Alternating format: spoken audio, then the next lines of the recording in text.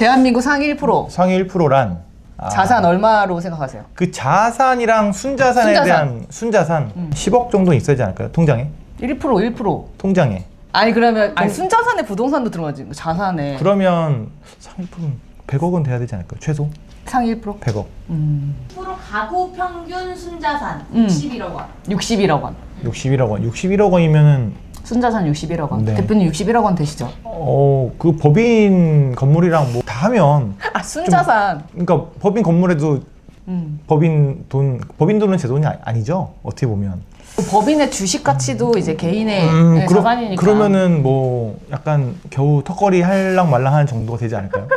생각보다 순자산이 별로 없네. 힘들어요. 근데 힘든 건 팩트입니다. 아, 그렇죠. 네. 지금 경기가 안 좋으니까 지금 다들 힘든데 이제 매년 증권 회사들에서 아니면 이제 금융권 이제 회사들에서 이제 부자 리포트라는 걸 이제 매년 내놓잖아요. 그래서 한 3년 전만 해도 우리 대한민국 상위 1% 가구당 순자산이 30억대였어요. 그런데 이게 불과 제 체감상 한 3년 만에 이게 지금 60억대로 올라온 것 같아요. 물론 자산이 오르는 속도도 진짜 빠른데, 근데 제가 최근에 읽은 책 중에서 굉장히 이제 인상 깊게 읽은 책이고, 이제 대표님한테도 꼭 사서 읽어봐라 네. 했던 책이 있는데, 그 책의 제목이 부의 사다리에 올라타라라는 책이에요. 오늘 제가 책을 갖고 왔으면 좋았었는데 책을 안 갖고 와가지고. 근데 제가 이 책을 보니까 이 책을 이제 미국 기준으로 달러 기준으로 부를 이제 6단계로 나눴더라고요. 이제 첫 단계가 이제 10,000불.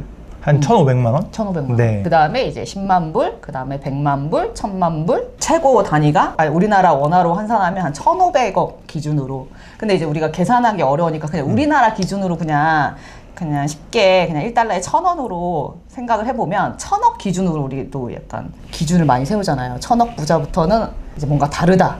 이런 찐 부자? 네. 순자산, 근데 제가 주변에 순자산 1,000억인 사람들을 만났을지 안 만났을지 모르겠어요. 그 분들을 파볼 수는 없으니까. 근데 순자산 1,000억이라는 건 그러니까 이게 부채 없이 1,000억이잖아요. 맞아요. 이거는 정말 약간 어나더 클래스가 아닐까. 어나더죠. 네, 1,000억을 글쎄요. 부동산으로 1,000억이면 다 뭐 부채까지 합치면은 뭐 가능할 수도 있겠는데 이게 진짜 내 돈 1,000억이 있다는 건 거의 기업 아닌가요? 1,000억 부자 아직 안 만나보셨어요? 못 만나봤습니다. 저 만나봤는데.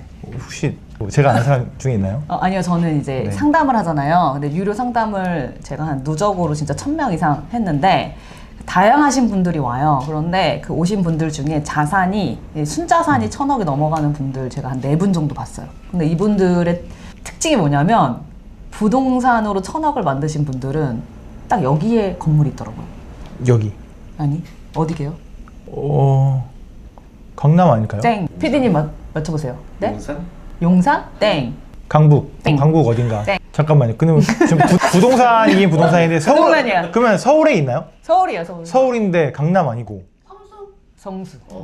그러니까 성수가 1,000억 부자들이 많은 이유가 뭐냐면 땅을 크게 갖고 계신 거예요. 그 옛날에 거기가 다 공장 맞아요. 부지였잖아요. 그러니까 맞아요. 땅이 몇천 평이야 거기. 그리고 1, 2층짜리 공장으로 갖고 계시고, 그리고 그게 정말 최단기간에 오른 거예요. 맞아요. 거기가 중공업 지역이라고 해요. 맞아요. 엄청 큰 땅덩어리가, 그러니까 성수가 지금 막 1년에 평당 얼마씩 오르죠? 막 엄청 올라서. 맞아요. 그러니까 막 1,000만 원짜리가 3억까지 가는데 얼마 안 걸린 거죠. 쉽게 말해서.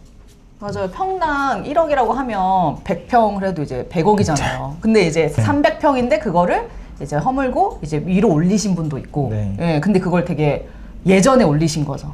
그래서 그 건물 갖고 계신 그 다 개인으로 갖고 있어요. 법인으로 갖고 계신 분들도 옛날에 거기 공장을 하셨는데 지금도 이제 공장 자체로 이제 낮은 층으로 갖고 계신데 그 면적이 엄청 크더라고요.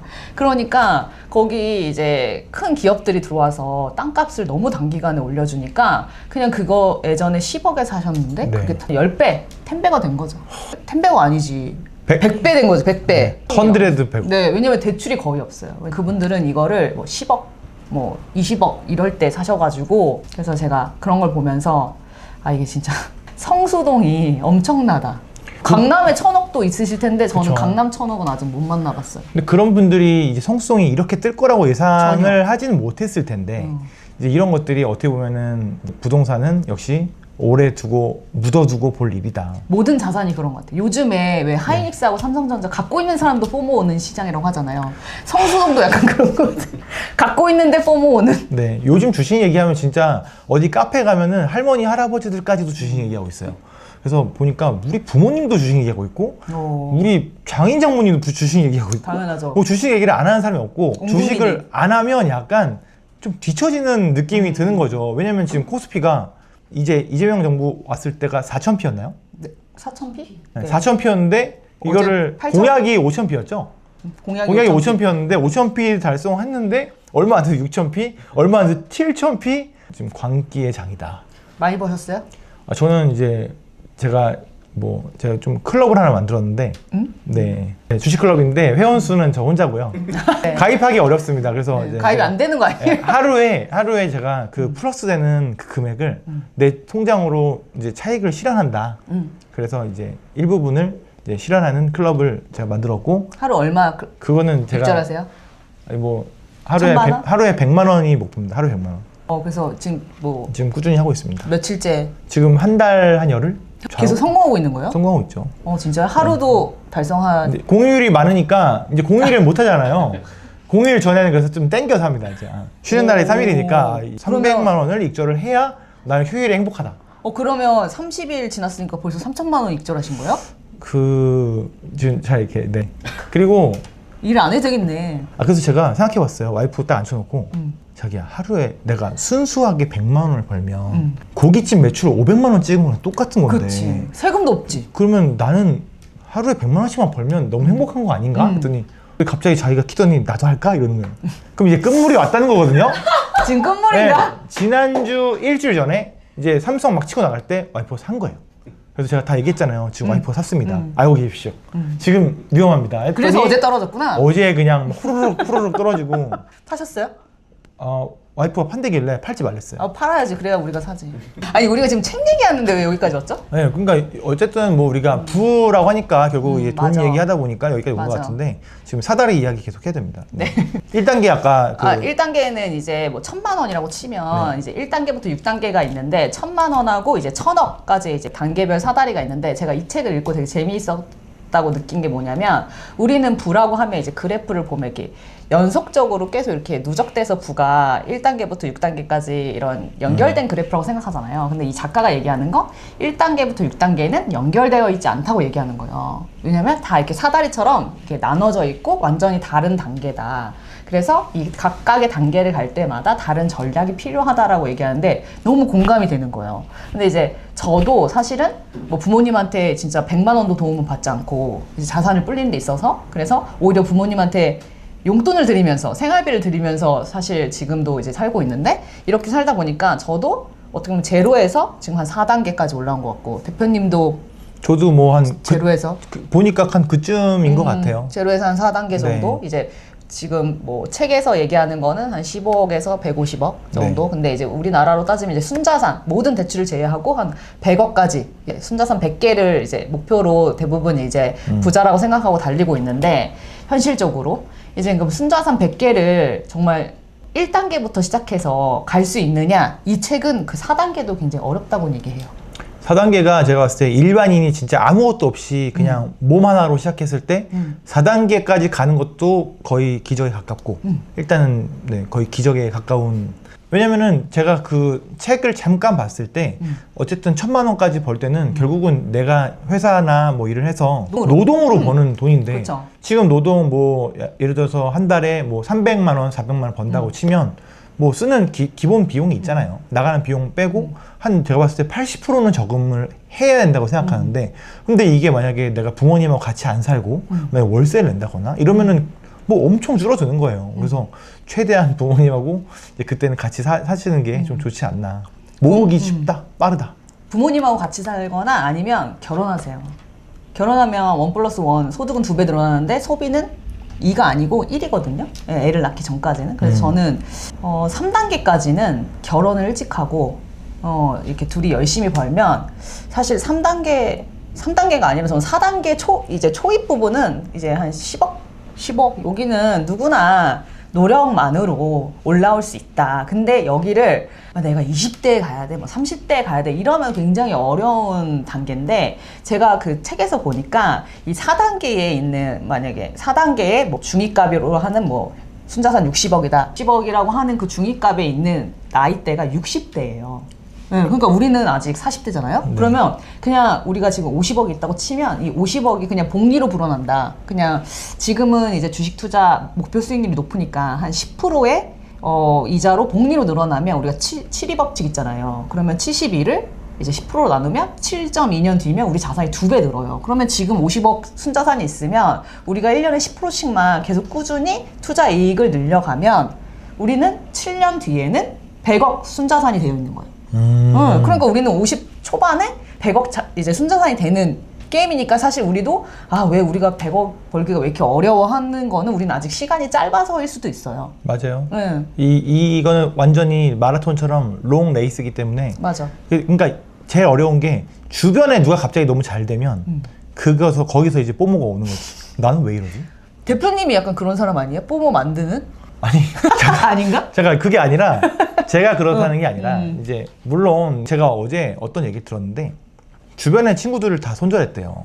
왜 손절을 했냐 했더니 자기가 이제 누군지 밝힐 수는 없지만 갑자기 자기가 좀 잘 돼서 뭐 브랜드도 좀 갑자기 흥하고 브랜드 흥해서 어쨌든 돈이 생기니까 강남으로 이사를 왔는데 친구들하고 이제 그런 얘기를 했더니 친구들이 약간 되게 비아냥거리면서 약간 야 너 이제 우리 안 만나겠다 뭐 이런 식으로 이제 얘기를 했더니 제가 참다가 더 이상 이건 아닌 것 같아서 이제 다 손절을 했다 하더라고요. 근데 그게 그 친구들이 약간 그런 자격지심이나 뽀모가 왔을 수 있다는 거죠. 그거를 근데 표출하면 안 되는데 표출을 해버린 거지. 박탈감이구나 그게. 박탈감. 요즘 유행어인데 박탈감. 요즘 유행하는 상대적 박탈감. 네. 위압감, 박탈감 네. 느껴가지고. 맞아요. 저는 잘 되시는 분 있으면 좋던데 얻어먹고. 저도 좋아요.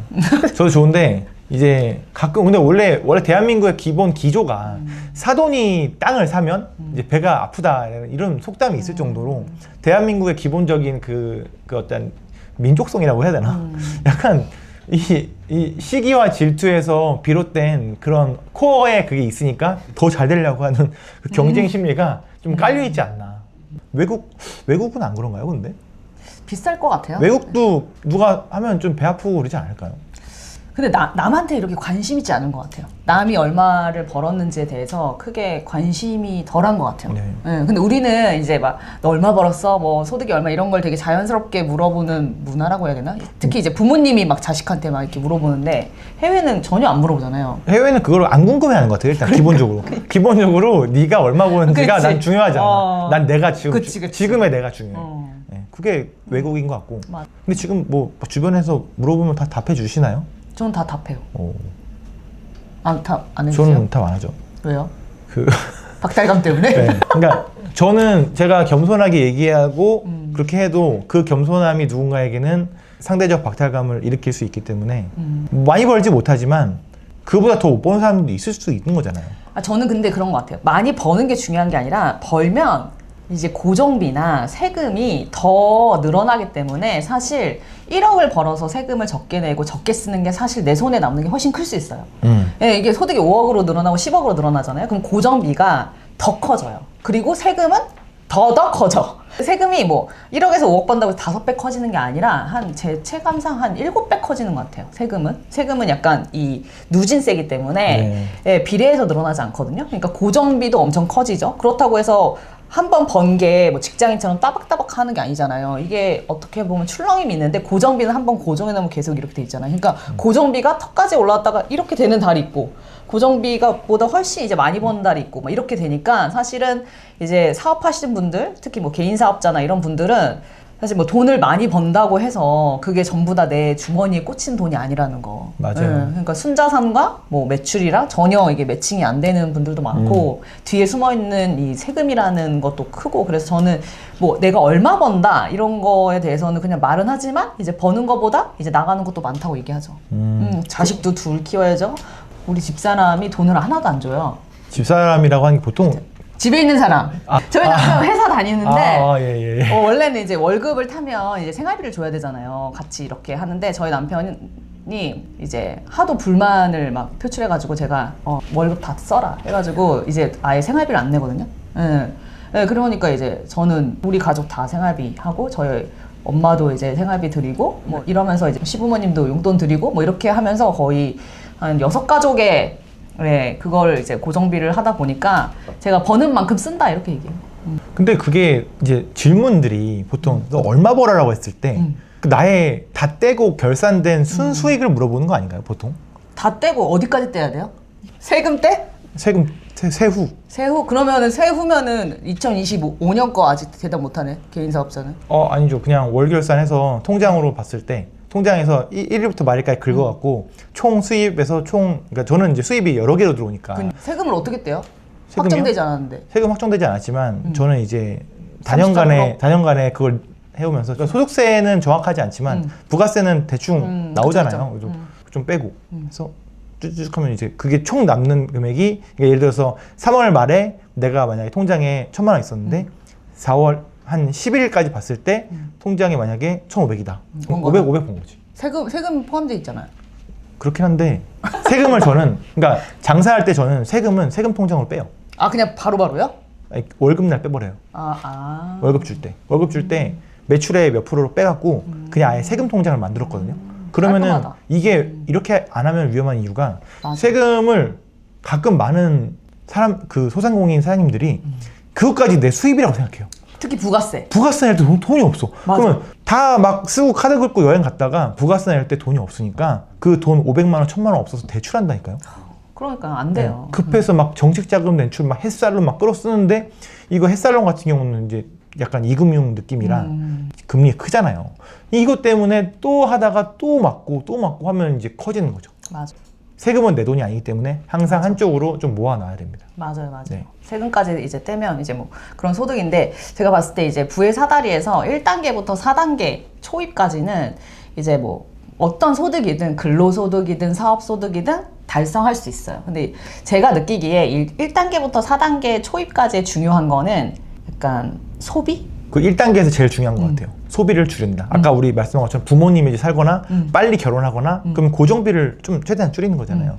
그리고 그때 갑자기 돈 좀 번다고 갑자기 BMW 뭐 이런 거 사면 갑자기 확 늘어나요. 그게 맞아. 되게 차는 사는 순간부터 감가잖아요. 맞아. 그러니까 차 같은 거는 조금 더 벌어서 한 3단계쯤 왔을 때 사도 전혀 늦지 않다. 왜냐면은 벌이에 비해서 나가는 고정비가 훨씬 커지기 때문에 카푸어가 될 수도 있습니다. 맞아. 네. 그러니까 이제 1단계부터 뭐 3단계, 4단계까지는 저는 이 소비를 얼마나 조절하느냐에 따라서 얼마나 빨리 그 단계를 넘어갈 수 있냐라고 생각해요. 예. 그리고 이제 4단계 초입부터 이제 사실은 4단계가 15억부터 150억 구간이잖아요. 그러니까 격차가 엄청 크잖아요. 이 밑에 있는 15, 그러니까 제로부터 15억의 격차보다 사실 이 4단계 구간에서의 그 차이가 훨씬 크죠. 네. 예, 100억 이상이 차이 나는 거니까. 그래서 이제 요 단계에서 초입부터 중간값 뭐 이렇게 더 높게 올라가는 그 방법에서는 이제 기존과 완전 다른 방식이 필요한 거죠. 저는 여기가 이제 투자의 영역이 반드시 들어가야 된다고 생각하는데 저는 이 투자의 영역을 이제 부동산으로 이제 올라탄 케이스고 대표님은 이 구간을 사업으로 순수하게 올라가신 거죠. 그러니까 저는 제가 여태까지 보면서 자주현님 알기 전에 전과 후가 좀 나뉘는데 그 전까지 진짜 개미처럼 일만 해갖고 뭐 한 달에 1,000만 원, 2천만 원씩 따박따박 모아서 모은 돈으로 어쨌든 지금 이렇게 뭐 이사도 오고 했지만 아니 뭐 이사 온 집이 그냥 잠만 자고 그냥 지금은 어떤지 모르지만 어쨌든 이게 오를 거잖아요. 이런 생각을 아예 안 하고 살았으니까 내가 살기만 해도 집이 오르는 그런 어떤 부동산 투자가 된 거고 또 주식도 저는 원래 아예 안 했거든요. 주식 진짜요? 원래 아예 안 했어요. 대학교 때 그냥 뭐 현대제철 한 25,000원일 때 좀 샀다가 손해보고 팔고 그냥 끝났는데 주식을 원래 안 해요. 근데 주식이라는 것도 어떻게 알게 된지 모르지만 몇 군데 하다 보니까 주식 지금 상당한 주식으로 해서 이제 주식으로 인한 투자를 자본소득이라고 해야 되나요? 그 투자로 인해서 돈을 벌고 있는 게 좀 신기하긴 합니다. 돈이 돈을 번다. 제가 봤을 때 이 순자산 15억 이상을 이제 올라가려면 이제 4단계부터는 투자가 반드시 이제 병행이 돼야 되는데, 이제 우리나라 이분은 이제 미국 분이 썼음에도 불구하고 부동산 투자도 이제 많이 이야기하시더라고요. 근데 저도 이제 우리나라에서는 15억 이상의 순자산을 가지려면 그냥 근로소득으로 따박따박 모으고 뭐 주식하고 뭐 이렇게 하는 것보다는 이제 일단은 대출을 활용해서 레버리지를 껴서 부동산 투자를 하시는 걸 추천드리고, 근데 이제 순자산 뭐 한 60억, 뭐 70억 이 정도 되신 분들이 사실은 어떻게 보면 가장 어려운 구간인 것 같아요. 그러니까 자산으로 따지면 많지만 이제 올라가야 될 단계도 높고, 그러니까 높은데 여기를 지금까지 했던 방식으로는 절대 올라갈 수 없다는 걸 제가 한 3년간 느낀 것 같아요. 피부로. 근데 이제 이 책에서는 그거를 사업을 해야 되는 구간이라고 얘기하더라고요. 창업을 해야 되는 구간이다. 그래야 그 구간을 뛰어넘을 수 있다. 맞아요. 근데 저는 그 구간을, 저도 똑같이 생각했어요. 직장을 제가 나온 이유가, 이거 이렇게 해가지고는 절대 100억 못 간다. 갈 수 없다. 절대 못 가지. 아무리 임원 월급을 줘도 임원 월급 그거 다 세금 떼면은 실수령에 별로 차이 안 나요. 그런데 내가 임원이 되면 하루 종일 일해야 돼요. 그러니까 내 모든 시간을 다 바쳐가지고 그 월급 받았는데 세금 떼면 밑에 사람은 별로 차이가 안 나. 그러니까 내가 그렇게 해서 내 인생을 마감할 것이냐, 내가 가장 창창한 이제 50살까지를 어떻게 살 거냐고 생각했을 때, 그래서 제가 나와서 창업해서 망한 건데, 이제 망한 건 좋은 밑거름이 된다고 생각합니다. 이제, 네, 사업을 해야 되겠다라는 생각까지는 딱 했어요. 그래서 근데 창업을 뭘 할 건지를 이제 잘못 선택하면서 다시 이제 고민이 빠져가지고 제가 했던 거는, 내가 잘하는 걸로 근로자가 아니라 이제 사업은 아니고 이제 개인 사업자가 되자, 내 영역에 뭔가 하자 해서 저는 그때 이제 보험 설계사로 들어와서 제 소득을 이제 근로자보다 한 10배 키워보자라는 목표로 들어온 거거든요. 그러니까 지금 10배까지는 안 됐는데, 저는 어차피 그 창업을 하라는 게 그 소득을 높여라라는 그거랑 똑같은 맥이 같다고 생각해요. 그래서 저는 이제 4단계부터는 소비를 줄이는 거는 큰 의미가 없고, 어떻게 소득을 늘리냐, 그것도 그냥 단순히 소득을 뭐 20% 30% 이런 거 말고 어떻게 내 소득을 10배 올릴 수 있을까, 그게 창업일 수도 있고 저처럼 개인 사업자가 되는 방법일 수도 있고, 그래서 버는 방법이 달라져야 된다고 생각해요. 동의합니다. 투자는 디폴트고, 그리고 플러스로 내가 벌 수 있는 내 몸값이 10배가 뛰어야 된다고 생각해요. 그래서 저는 지금도 이제 그걸 고민하고 있어요. 그래서 제가 이 책을 읽고 너무 재밌는 거예요. 왜냐면 내가 그동안 했던 고민, 이 책에서도 얘기하는 게 한 60억 정도의 순자산 사람들이 가장 스트레스 받는 게 뭐냐면, 부자 같은데 부자가 아니라고 느끼는 거지. 왜냐면 이제 부자의 초입인 거예요. 부자라고 생각하는 초입인데 내가 이 밑에 있는 사람들보다 위에 있는 사람하고 격차가 너무 심한 거지. 그러니까 어떻게 보면 내가 제일 가난하다고 느끼는 구간에 있는 거야. 그런데 여기서 올라가기가 너무 힘드니까 이 구간에서 끝날 것 같은 불안감? 이것 때문에 가장 불행한 부자래요. 여기가 초입이. 그래서 내가 그걸 읽으면서 그런 것 같아. 내가 왜 이렇게 고민을 많이 했을까 하면, 이 구간을 벗어나는 방법을 못 찾아서 되게 고민한 것 같다, 이런 생각을 많이 했어요. 그럼 창업을 하셔야겠네요. 뭐 할까요? 그 지금 자주맘닷컴, 그것도 전 창업의 하나의 네. 과제라고 생각하는데, 맞아. 그걸로 해서 잘 키우면 사실 지금 저는 오프라인으로 이제 사업을 하고 있지만 오프라인 시장이 진짜 힘들어요, 요즘에. 그렇기 내수 때문에 너무 안 좋죠. 내수 너무 안 좋죠. 그리고 계속 사람 뽑아야 되죠. 이제 인건비, 재료비, 임대료 다 계속 올라가죠. 근데 우리가 이제 소비되는 식당에서 갖고 있는 준거 가격이 그 한도가 있어요. 저항값이 엄청 크단 말이죠. 맞아. 돈가스 지금 12,000원에 팔고 있는데 돈가스 다음 달부터 18,000원 팔면 뭐 먹겠냐고요. 못 먹지. 네? 금가루 뿌렸냐고. 그것도 아닌데. 그러니까 이제 근데 인건비는 계속 올라. 다 오르는데 재료값도 엄청 올랐는데 돈가스 올려봐야 300원, 500원 올리는 거예요. 어떻게 해야 돼요? 그러니까 점점 이제 재미 없어지는 구간이 커지는 거죠. 네, 그러니까 온라인 창업 괜찮은 것 같습니다. 그래서 저도 지금은 제가 돈을 받고 있지는 않지만 공구를 재미로 이제 우연히 하게 됐는데, 이 공구를 어떻게 키워볼까, 이런 생각도 하고 있어요. 공구 해보니까 재밌더라고요. 그리고 되게 잘 하세요.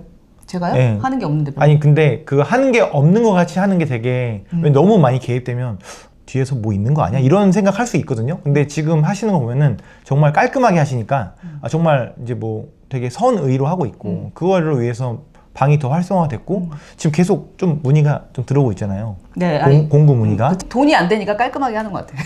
근데 이제 돈이 조금 되면서도 깔끔하게 하는 네. 방법은 얼마든지 있고. 네, 그래서 저도 이번에 이제 우연히 공구를 하게 됐는데 저희 그 공구 우연히 하게 된 대표님도 이제 초대해가지고 다음번에 나오실 텐데 이제 공구를 이제 우연히 하게 되면서 요렇게도 돈을 벌 수 있구나. 물론 이렇게 돈을 버는 분들이 많다는 건 알고 있지만 제가 할 수 있다고는 생각하지 않았는데 우연히 시작된 거 요런 방법도 하면서 또 이것도 할 수 있겠네, 이것도 할 수 있겠네 하면서 저는 이제 저만의 4단계로 올라가는 방법으로 다양한 파이프라인을 한번 엮어봐야 되겠다 하면서 이제 자주 그룹처럼 자주닷컴을 이제 만들어 놓고 제가 지금 하고 있는 본업 법인 컨설턴트와 보험 설계사를 큰 중심에 두고 그 다음에 이제 곁다리로 여러 가지 컨설팅이라든지 지금 물론 이제 상담을 하고 있지만 컨설팅이라든지 어떻게 보면 지금 제가 하고 있는 법인 컨설팅이랑 이 공구가 연결돼 있어요. 왜냐하면 이 공구가 제가 그냥 막 파는 게 아니라 직접 만드신 대표님들이 저한테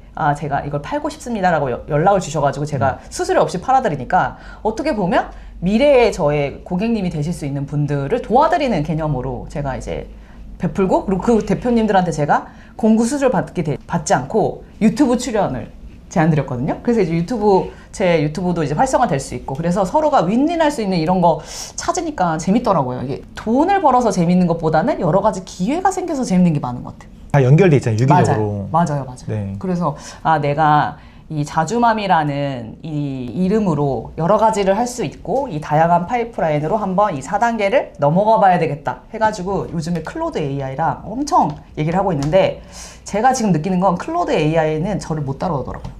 그래요? 무조건 나눠, 무조건. 클로드 AI 좀 무료 쓰셔서 그런 거 아니에요? 무료 써서. 네, 유료를 한 달만 써보세요. 네, 알겠습니다. 네. 유료 쓰면은 꼭 바빠갖고 못 써. 이거 약간 징크스. 아무튼 제가 이제 유료 책 쓸 때 유료 버전 결제해놓고 못 찾아가지고 못 썼는데요. 유료 버전으로 한번 해보긴 했는데 이제 기획서를 잘 쓰긴 하는데 그 내용이 아직까지는 그냥 단순 나누기 곱하기더라고요. 그래서 제가 월 1억을 벌 수 있는 기획서를 만들어봐 했더니 그냥 제가 지금 하고 있는 거에서 곱하기 n수만 엄청 키워가지고 말도 안 되는 기획서를 써가지고 나더러 지금 24시간이야 하루 24시간 막 이러면서 이제 여러 가지 이제 아이디어를 이렇게 서로 나누고 있는데 대표님 같은 경우는 4단계를 넘어가기에 되게 좋은 무기를 이미 갖고 계시잖아요. 창업이라는 그 브랜드를 갖고 있으니까 네. 좋긴 한데 저도 이제 이거에 대해 생각해 보면은 어쨌든 지금 말씀하신 대로 그 파이프라인이 좀 많아야 되는 것 같아요. 머니 파이프라인을 저는 뭐 브랜드 그리고 가맹 사업 하고 있고 직영점도 하고 있고 뭐 하고 있는데 이거는 결국 제 입장에서 봤을 때는 파이프라인 늘리려면 저는 직영점 그리고 새 브랜드를 만들어서 또 지금 하고 있는 거를 복사 붙여넣기로 하면은 파이프가 좀 더 생길 수 있겠죠. 그러면 복사 붙여넣기 하면 할 일이 너무 늘어나니까 여기 책에서는 뭐라고 얘기하냐면 사업을 창업을 해야 되는 사람이 있고 이미 이렇게 사업이 있는 분들은 엑싯을 작게라도 해라. 그럼 엑싯하면 이거를 50억에 팔면 네. 바로 5단계잖아요. 그 50억에 팔면 못 뛰고 하면 뭐 없어요. 그래서 물론 좋지만 모든 대표들이 생각하고는 본인 브랜드의 값어치가 있다. 대표님은 그러면 유니카츠 얼마로 생각하세요? 그거는 이제 마음속에 있어서 마음속에 비밀번호 500억? 500억은 안 되죠. 저는 솔직히 옛날에 한번 제안이 왔었어요. 너 혹시 팔 생각 있냐고요? 팔 생각 있냐? 몇 개였을 때요? 그때 한 80에서 90개 가고 있을 때였어요. 팔 생각 있냐?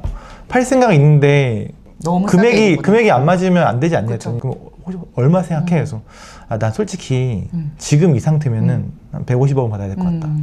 그쪽에서 했는데 이제 그쪽에서는 이제 그 금액하고는 좀 안 맞는 것 같다 해갖고 그냥 결렬인데 근데 사실은 접근했으면 뭐가 있어야 협상이 되는데 왜냐면은 이 사람 생각 금액이랑 이렇게 맞춰가는 그 과정이 있잖아요. 근데 그 사람은 얼마를 생각했대요?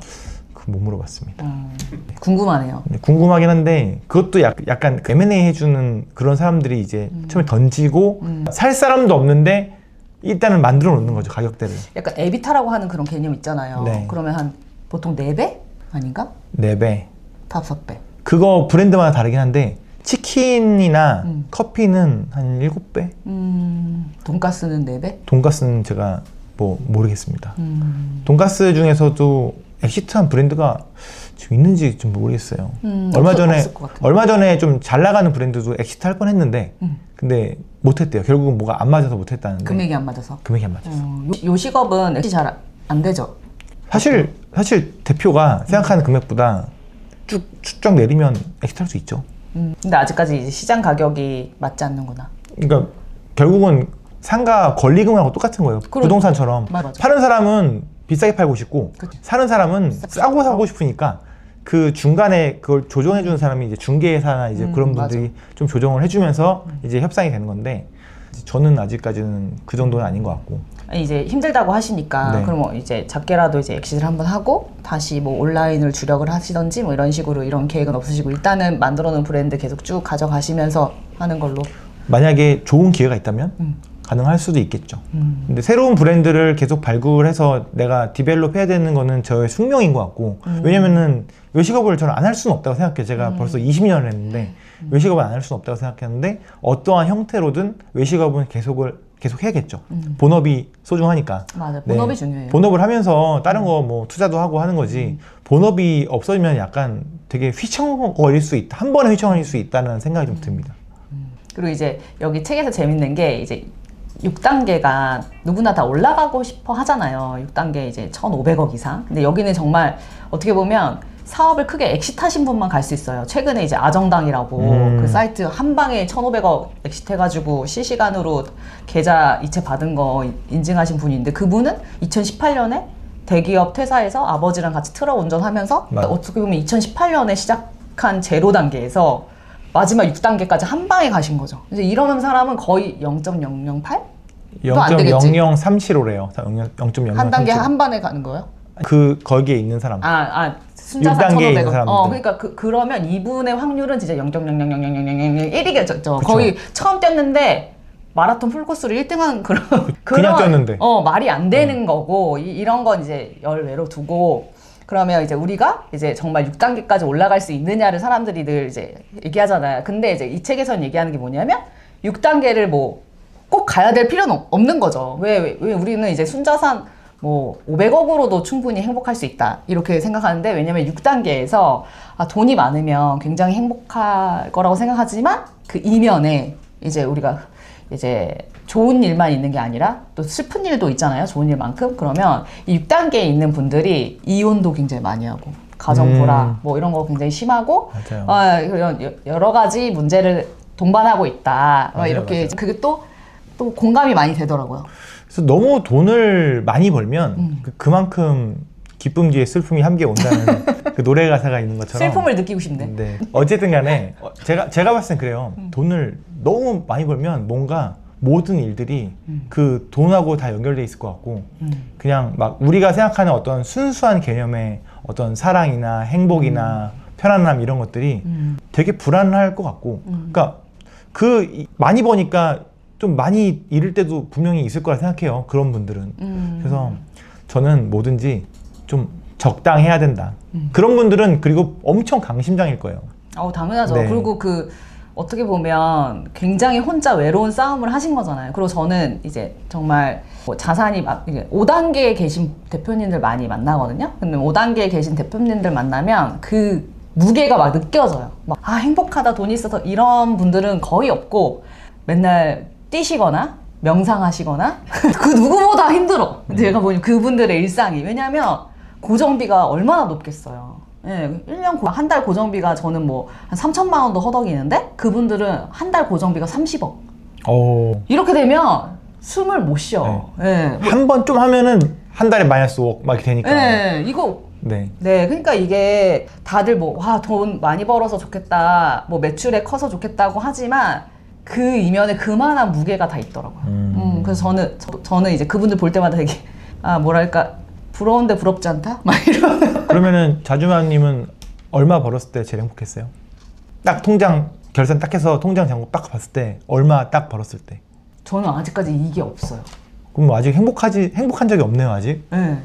약간 되게 풀파워로 행복하실 것 같은데 이게 저는 아직 이게 없어가지고 저한테 늘 사람들이 자주맘님 정도면 직장인 치고 되게 성공하신 건데 막 이렇게 얘기를 하는데 저는 한 번도 제가 성공했다고 생각한 적이 없어요. 장사했을 때 장사해서 저는 1,000만 원 정도 딱 벌었을 때 와 진짜 세상이 내 것 같다 생각했어요. 진짜 한 달에? 한 달에 딱 1,000만 원 벌었어요. 왜냐면 저는 적자 인생을 살았으니까 플러스 1,000만 원 됐을 때 되게 행복하다. 플러스 2,000 됐을 때 이거 맞아? 이 내가 정말 이렇게 벌어도 되는 건가 했는데 근데 이제 지금은 그렇지 않지만 그때가 원래 되게 행복할 때래요. 되게 없을 때 월 1,000만 1,000만 원으로 사실 1,000만 원 벌면 뭐 다 할 수 있잖아요. 뭐 밤새 술도 먹을 수 있고 가고 싶은데 갈 수 있고. 근데 이제 저는 이 문제가 뭐냐면 처음부터 그릇이 다른 게 아니고 제가 이제 제약회사를 다녔는데 연봉이 높은 제약회사를 다닌 거예요. 이제 제약회사가 이제 종류가 있는데 저는 이제 외국계 제약회사 다녔거든요. 그러니까 외국계 제약회사는 그냥 입사할 때부터 그 당시가 몇 년도야? 2007년? 2006년 12월에 이제 입사했는데 그때 연봉이 4,700이었어요. 플러스 인센티브, 플러스 활동비를 줘. 그러니까 법인카드를 주는 거죠. 그리고 뭐 기름 넣는 거 다 공짜야. 그러니까 실질적으로 저는 연애 1억 수준을 이미 직장인 때부터 벌었던 거예요. 왜냐면 영업 잘했거든. 그러고 나서 1년 뒤에 제가 이직을 했는데 연봉을 20% 올려갔어요. 그러니까 저는 연봉이 그냥 입사하고 한 2, 3년 지나니까 연봉 7,000에 인센티브에 하니까 실수령액이 한 달에 이미 직장인인데 7, 800이었어요. 2017년쯤이네요, 그러면? 7년, 8년? 아니 2006년, 아니 2010년. 2010년에? 네, 그러니까 그리고 저희 남편은 저랑 6년 차이 나니까 저희 남편은 6년의 경력이 있으니까 이제 둘이 합쳐서 연봉 1억 1억 이렇게 되니까 우리한테 중소기업이라고 했어요, 사람들이. 맞네요. 네, 걸어다니는 중소기업이라고. 네. 네, 연봉 1억 1억 이렇게 되니까 왜냐면 이제 기본연금에 인센티브 합치면 연봉 1억이 이미 30대 초반부터 그렇게 됐으니까 저는 부업으로 제가 월 1,000만 원 번 적이 있거든요. 이제 전자책 팔고 그러면서. 근데 그때는 잠을 안 자고 막 이렇게 했잖아요. 근데 이 돈 1,000만 원이 1,000만 원이다 이랬지 막 너무 행복하다 이러진 않고 이게 내가 월급에도 돈을 벌 수 있네 이랬지. 좋다 이게 아니라 한 3개월 하니까 잠을 못 자니까 이거 때려쳐야 되겠다 이런 생각 내서 그냥 때려쳤거든요. 그러니까 이게 약간 첫 직장에서의 그 소득이 고소득이어서 이게 약간 체감이 떨어지는 거예요. 효용이 떨어지는 것 같아요. 돈에 대한 효용이. 그래서 이제 부동산 투자할 때도 제가 이제 23억이라는 캐시를 통장에 넣고 이제 집을 보러 다녔을 때도 23억 엄청 크잖아요. 근데 그때 제가 느낀 게 뭐냐면 계좌가 안 나오니까 23억이 너무 적어 보이는 거예요. 그리고 사자마자 내가 압구정을 샀어야 되는데 이 메이플자리 사가지고 후회를 하면서 내가 4년을 살았다고 했잖아요. 그러니까 내가 한 번도 행복하다고 느낀 게 없고 그리고 메이플자리 사면서 우리 남편한테 얼마나 많은 그런 걸 들었겠어요. 저한테 뭐 이제 그만할 거지 이게 마지막이지 부터 시작해서 아니 자기는 한 게 없는데 자꾸 나한테 이거 끝이지 막 이러는데 제가 거기다 대고 막 법인 설립하고 막 법인 투자하고 막 전국을 다시 돌아다니니까 언제까지 이렇게 할 거니 막 저한테 막 이렇게 하는데 나는 만족이 안 되는 걸 어떡해. 내가 이거 여기 올라갔더니 더 큰 세상이 보이는 걸 어떡해. 이게 문제네. 그래요. 만족이 없어. 그러니까 소소한 행복을 좀 찾으셨으면 좋겠습니다. 소소한 그러니까 돈이 안 되는 거 할 때 행복해요. 그래요. 너무 공구 이런 거. 행복해요. 저 어제 사실 골프를 쳤는데 몇 개 치셨죠? 어제 102개 정도 쳤습니다만 그게 중요한 게 아니라 이제 골프 치면서 주식 좀 하고 있잖아요. 그래서 주식할 때 라운드 시작할 때 어떤 주식에다가 투자를 딱 했어요. 한 40만 원 벌고 팔았거든요. 왔어 오늘 골프 그린피랑 공짜다. 너무 행복한 거예요. 이런 행복을 좀 배우시라고요. 그러니까 네. 이게 손절해야 되는데 근데 저는 주식을 하다가 이렇게 단타를 치는 주식을 하지 않는 이유가 뭐냐면 이게 행복한 게 아니라 내 본업이 흔들리는 게 싫어가지고 전 단타 치는 건 안 해요. 그러면 단타의 기준은 어디까지가 단타예요? 그러니까 아침에 사서 뭐 아침 이렇게 왜냐면 저희는 9시부터 늘 회의가 있고 이제 금융회사는 나름의 그러니까 저희는 아침에 제일 분주한데 그 시간에 막 이렇게 하는데 이제 저희 어머니가 주식이랑 코인 이런 거 엄청 많이 하신대. 막 아침 출근길에 전화해 막 이거 사라 저거 사라부터 해가지고 막 하면은 이제 어머니한테 효도해야 되니까 전화는 받는데 이제 어머니가 사라고 한 그 가격에 저는 못 사요. 왜냐면 어머니는 계속 창을 보고 있지만 나는 창을 못 보니까. 그리고 뭐 상담 막 오전에 시작하고 막 이래야 되는데 그 주식 이거 못 사면 안타깝고 못 팔면 안타깝고 이래가지고 인생은 저는 기분 관리라고 생각하는데 기분 관리가 안 돼. 그래서 저는 이거 내가 이렇게 주식으로 이게 세금 없이 3,000만 원 버는 거 너무 소중한데 내가 그냥 본업으로 3,000만 원 벌고 그냥 꾸준히 할 수 있는 거 하자. 이런 물론 주식도 하지만 저는 이제 장투. 그러면은 단타는 하루 만에 파는 걸 단타라고 하는 거예요? 한 일주일 사이에 파는 거? 일주일 사이? 이렇게 차트 보고 이제 하는 거. 근데 저는 이제 그냥 묻어두고 이제 목표가 오면 저는 보통 이제 100%벌 때까지? 네, 100%벌 때까지 이제 그냥 묻어두는 스타일인데 요즘은 100% 벌었다고 파니까 그 위로 계속 가더라고요. 하이닉스 지금 10배 된 거 아니에요? 1년 만에? 아니 하이닉스는 10배까지는 아니고 네. 네. 하이닉스 제가 속슬은 10배 넘었죠. 제가 18만 원에 샀다가 19만 원에 팔고 난 천재라고 생각했는데 18만 원이 언제였어요? 한 1년 정도 전? 그러면 지금은 10배잖아요. 어. 네. 19만 원을 벌고 난 천재라고 생각했는데 맞아. 네, 그때 저도 네. 금 막 옛날에 금 샀다 팔았다 단타 막 젊었을 때 한 적 있는데 막 18만 원에 사가지고 그때 한돈에 막 25만 원에 팔고 막 나 진짜 천재다 이랬는데 왜 팔았을까? 그쵸. 그냥 갖고 있을 걸 그거 뭐 얼마 되지도 않는데 한 10돈이 한 엄지손톱만 하더라고요. 예, 10돈짜리. 예, 그리고 그런 거 한 몇 개 갖고 있었는데 그거 왜 팔았을까 몰라요. 금 투자는 어떻게 하는 거예요? 저는 그 당시는 그때 종로에 가서 그냥 부가세 없이 사고 진짜 금? 네, 진짜 금. 현물? 현물 네. 진짜 그냥 디자인 하나도 안 되어 있는 거 그거 그냥 바는 너무 비싸서 못 사고 네. 예, 10돈 달라고 하니까 이 엄지 손톱만한 거 주시더라고요. 그거를 바가 아니라 약간 쿠킹오일 같은 얇은 네모도 있던데. 그게 바라고 할 수는 없고 바처럼 생겼는데 막 팔랑팔랑 할 정도. 뭔지 알 것 같아요. 예, 한 돈짜리. 예, 그런 거. 막 요즘 막 이렇게 부상으로 많이 주잖아요. 맞아요. 맞아. 예, 그런 거 이제 했을 때 그랬는데 전 투자는 뭐 장기 투자. 근데 이제 제가 느꼈을 때 이제 그 아까 4단계 뭐 순자산 100개를 가기 위해서는 투자도 달라져야 된다고 생각해요. 그러니까 뭐 지금 뭐 순자산 5, 60억까지는 아파트 투자로도 충분히 올 수 있고 지금은 사실 순자산 100억도 시간이 지나면 아파트 투자로 할 수 있는데 지금 시점에서 보면 이제 아파트 투자로 벌 수 있는 돈의 한계가 있고 이제 주식 투자로 벌 수 있는 돈의 한계가 있는데 이게 이제 아파트는 사실은 굉장히 복잡해요. 왜냐면 세금이 계속 달라지고 그 다음에 대출도 계속 달라지고 이 규제가 너무 많아가지고 이 아파트로 돈을 크게 벌려면 크게 베팅해야 되는데 이 세금은 미친 듯이 더 꺼지는. 네, 그래서 이거는 사실 아파트는 정부랑 같이 공동 투자하는 개념이라서 리스크가 되게 높고 근데 이제 주식으로 하면 우리나라는 지금 주식이 세금이 없잖아요. 그래서 지금 제가 얼마 전에 그 자료 보니까 최근에 주식으로 10억 이상 자산이 되신 분들이 굉장히 많더라고요. 그러니까 원래는 3억 정도 자산이 있었는데 주식 투자로 10억 정도. 그러니까 어떻게 보면 이분들 금방 3단계까지 맞아요. 올라오신 거죠. 10억 정도 되시는 분들이 제일 많이 늘어났대요.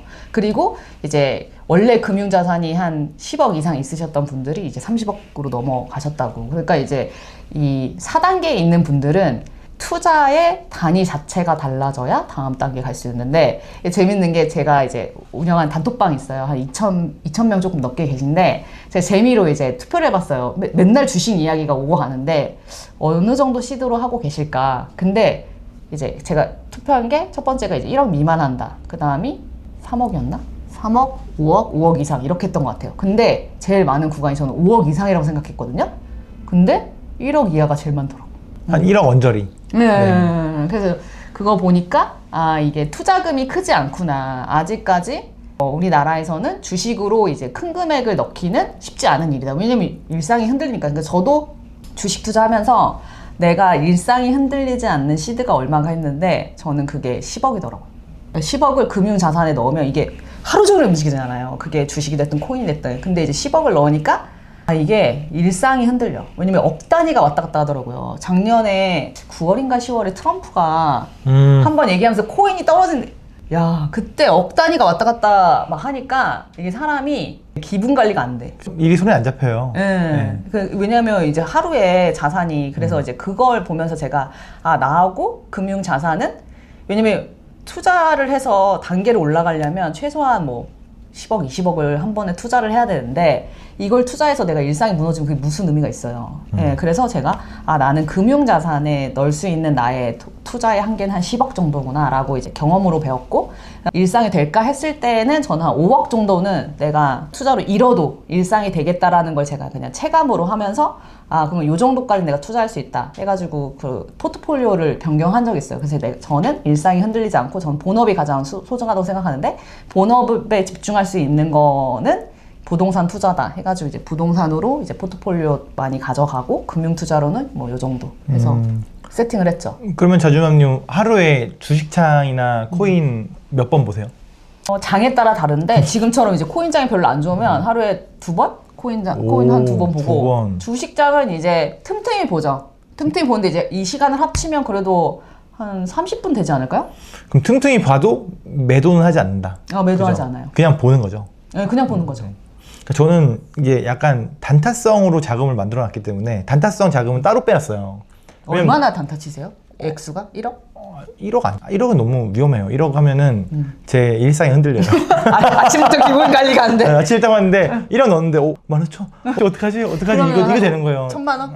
한 2, 3천 정도로 하면 한 제가 하루에 뭐 50에서 100만 원 정도 익절할 수 있다. 잃어도 한 그 정도다라고 생각하면 뭐 기분 관리 되고. 그 정도는 괜찮다. 오늘 저녁은 그냥 집에서 먹고. 그러면 그 조절하면 되잖아요. 맞아. 외식 안 하고 집에서 먹고. 그러면 이제 대표님 같은 경우는 네. 그러면 한 번에 올인 투자할 수 있는 시드 어느 정도 생각하세요? 다 잃어도 되는 거? 아니 그냥 내가 한 종목에 이 정도는 넣을 수 있다. 지금 서클에. 한 번도 그런 적 없는데 음. 작년에 제가 아파트 이사했잖아요. 그때 테슬라에 2억 넘게 넣었어요. 분할로 계속 물 계속 타는데 계속 떨어져갖고 그래갖고 2억 몇 천을 넣었어요. 그럼 그게 최고로 최대였어요. 그러면 한 종목에 2억 정도 투자가 최고였네요. 최대였어요. 근데 앞으로 못할 것 같아요. 무서워서. 한 종목에 2억을. 네. 비트코인도 한 개에 1억 5천인데. 지금 비트코인이 한 600만 원 들어있을걸요? 0.00 몇 비트. 비트코인이 지금 1억 1천? 네. 뭐 그렇게. 그렇구나. 크게 못하겠어요. 그러면은 대표님은 더더군다나 그러면 부동산 투자를 더 크게 하셔야 되겠네. 그러니까 제가 막 건물 이런 거 하는 것도 주식은 내가 황금성이 좋으니까 막 했다 갔다 하는데 건물을 한 번 사면 내일 팔 수 있는 게 아니잖아요. 사면 그냥 계속 기도하는 거죠. 올라라. 하긴 이제 대표님도 네. 이제 아파트 있고 건물 있고 하니까 사실 그 금융 주식으로는 큰 돈을 안 하시는 근데 거예요. 저는 지금 하는 게 제 최대 투자라고 생각하는데 지금 그래도 꽤 많이 들어있거든요. 제 생각에는 말도 안 되는 금액으로 들어있는데 지금 장이 좋으니까 웃을 수 있지만 한 번 폭락하면 이제 난리 나는 거죠. 잃을 수 있는 돈은 얼마예요? 저 잃을 수 있는 돈 한 3천? 그 3천 이상 잃으면 일상이 안 돼? 이상 안 될 수 있죠. 우울증 걸리는 그렇게 거예요? 잃어본 적도 없고. 근데 저는 조금 방어적인 것 같아요. 어떤 사람들은 말 못하지만 한 번에 넣을 때 분할 매수 안 해요. 5억 한 종목에? 그냥 질러요. 5억. 미친 거 아니야? 이렇게 해야 벌어요, 형님. 그러면 잃으면 어떡해? 한 5천 잃으면 손절하면 5천을 잃는다고? 5천을 어떻게 잃어? 갔더니 5억 넣어갖고 한 5억 벌었더라고. 그러니까 뽀모가 제대로 옵니다. 뽀모가 왜 와요? 나는 못하는 일인데. 나 하고 싶은데 못 하고. 뭘 하고 싶어? 못 하고 싶? 안 하고 싶지. 그래서- 3천만 원 잃는데 지금 우울증 오는데 5억을 어떻게 나? 그래갖고 제가 한 3억 정도 넣으려고 이제 매수 버튼 눌러 했는데 한 번 누른 다음에 이제 비밀번호 넣잖아요. 비밀번호 넣고 확인 버튼을 못 눌러갖고 못하는 거야 이거는. 저는 야수의 심장이 아니에요. 약간 병아리 심장. 그러니까 저는 근데 이게 되게 중요하다고 생각해요. 왜냐면 자신을 아는 게 첫 번째거든요. 저는 이제 이 책을 책 이야기 하고 있었잖아요. 근데 이제 이 책에서 다양한 얘기를 하지만 저는 이제 책을 읽으면서 느낀 게 내 자신을 되게 많이 알아야 되겠다 이런 생각을 많이 했어요. 왜냐면 이제 대표님도 얘기했지만 내가 잃을 수 있는 돈의 크기를 먼저 알아야 되고 내가 어디에 투자해야지 내가 이제 투자로 오래 가져갈 수 있는지도 알아야 되고 내가 어떤 사람인지를 알아야 내가 어떤 본업을 찾아서 소득 구간을 늘리면서 이 단계로 올라갈 것이냐 해가지고 내 자신을 알아가면서 나한테 맞는 일과 그 다음에 나한테 맞는 투자 방식 이렇게 하면 이제 4단계까지는 누구나 무난하지 않지만 물론 우여곡절이 있죠. 굉장히 많은 도전을 해야 되고 뭐 해야 되지만 이제 4단계까지는 갈 수 있는 시대다. 그런데 이제 4단계에서 5단계, 6단계는 사실은 지금까지 방법은 아니다. 그래서 제가 느낀 게 거기 책에서는 이제 5단계를 가려면 사업을 하거나 유명한 사람이 돼야 된대요. 스포츠 선수라든지 연예인이라든지 뭐 진짜 메가 인플루언서가 되면 이제 5단계를 이제 창업이 아닌 걸로 갈 수 있다 이렇게 나와 있더라고요. 그래서 저도 이제 그거 보면서 인플루언서 되고 그리고 제가 나름대로 할 수 있는 이 자주맘이라는 걸 통해서 여러 가지 일을 한번 복합적으로 해서 5단계로 한번 가봐야 되겠다 하면서 지금 하고 있어요. 하나씩. 5단계 가면 정말 행복할까요?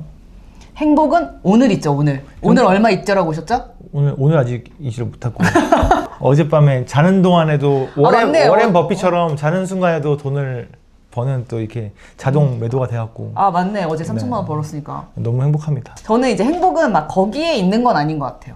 저는 근데 사람마다 그 행복의 정의가 다르고 느끼는 게 다른데 저는 그냥 내가 만약에 이렇게 해서 행복할 수 있으면 그냥 최고 행복한 것 같아요. 얼마 전에 그 왜 휴일 껴갖고 원래 하루에 제가 100만 원이라고 했는데 휴일 껴갖고 연휴가 있었잖아요. 그때 그래서 어떻게 해갖고 한 며칠치가 된 거예요. 그래서 갖고 노트북 샀잖아요. 노트북 바로 산 거 아니에요? 딴 걸로 바로 산다. 와이프 신발 사주고 다 산다. 어차피 나는 이 돈은 번 외의 수익이기 때문에 왜냐면 전 주업으로 이제 생활하니까 모든 그게 사업이 돌아가니까 그럼 주식으로 해서 번 돈은 이건 나한테 플러스 알파다 해갖고 원래는 다 쓰자였어요. 하루에 이만큼 벌어서 이게 다 쓰자였는데 다 안 써지더라고요. 저한테 쓰세요. 잘 알겠습니다. 네. 아니 근데 저는 이제 그 사람들마다 이제 행복의 기준이 다른데 이제 그 구간에 도달해서 행복한 사람이 있고 그 구간에 가기 위해서 약간 뭐랄까 성장이라고 해야 되나? 도전, 성장, 성취를 느끼면서 가는 그 여정이 저는 그 여정이 재밌더라고요. 그러니까 뭐 고통스러운데 재밌어. 저는 뭐라고 해야 되나 이걸? 저는 고통 없이 잘 왔으면 좋겠는데 아니 제가 되게 보니까 고통을 좋아하시네요. 아니 네. 제가 보니까 이제 인스타 보면은 우리 대표님이 제일 행복해 보여요. 보면은 제로에서 4단계까지 가신 분들은 굉장히 일을 많이 하거나 아니면 소비를 줄여가지고 되게 힘들게 살거나 막 이런 고통 구간들이 있거든요. 근데 제가 보니까 이 대표님 그런 게 없어. 아니 고통 구간이 끝났으니까 지금 이렇게 된 거죠. 아니 내가 보니까 이 대표님은 가족들하고도 항상 같이 있고 내 식구가 거의 한 몸처럼. 맞아요. 근데 얼마 안 남았어요 이제. 얼마 안 남았기 때문에. 아니 아들이 중1인데 여행을 따라가서 깜짝 놀랐네. 아직은 그런 것 같고 아무튼 저는 오늘도 와이프한테 그랬어. 오늘이 마지막인 것처럼 최선을 다해서 행복하자. 오, 그러니까. 최선을 다해서. 여기 왕F야 내가 보면. 최선을 다하자. 최선을 다하고 있습니다. 여기는 늘 행복하신 이제 그러는데 저도 왕F인데 저는 약간 고난과 역경을 좋아하고 왜 그런지 몰라. 뭐 산에 한번 올라가 보시죠. 고난과 역경. 에베레스트 한번 들어가시죠. 이렇게 힘든 거 극복하는 거 좋아하고 약간 이런 성격인 것 같아요.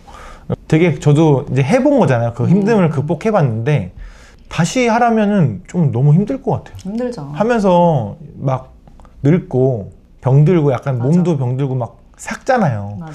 그런 거를 또 경험하는 것보다는 저는 그냥 행복하게. 네, 다시는 근데 대표님 이제 1,500억까지 가실 거예요? 저는 지금도 만족해요? 사실은 만족해요. 진짜 벌써? 네, 이게 약간 문제인 것 같아요. 저는 여긴 만족해서 문제고 나는 불만족해서 문제. 둘이 약간 섞여야 되는데 저는 언제 만족했냐면 저 솔직히 말씀드리면 제가 갖고 있는 인생의 목표는 내 집 마련하고 자식 둘에 수입차를 타는 거였어요.